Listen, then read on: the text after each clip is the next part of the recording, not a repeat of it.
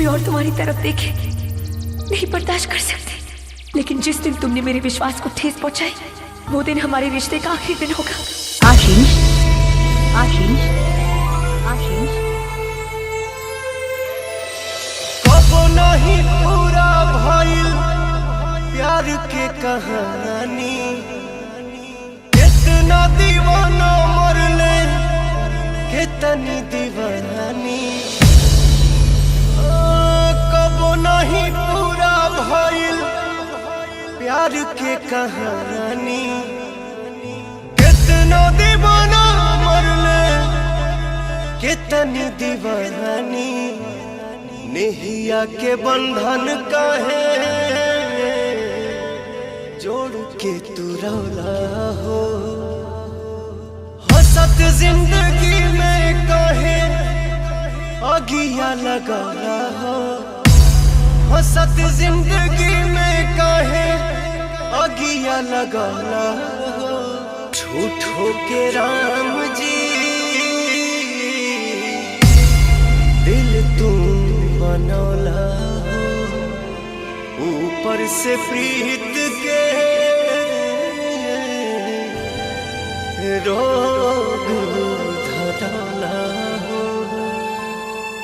हंसत जिंदगी में काहे अगिया लगौला हो, झूठो के राम जी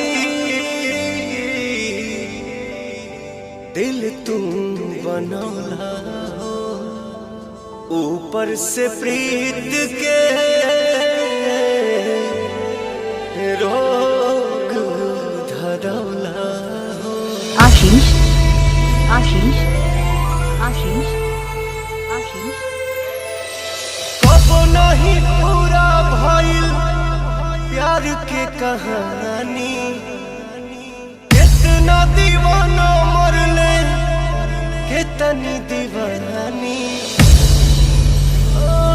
कबो नहीं पूरा भइल प्यार के कहानी, कितना दीवाना मरले कितनी दीवानी। नेहिया के बंधन काहे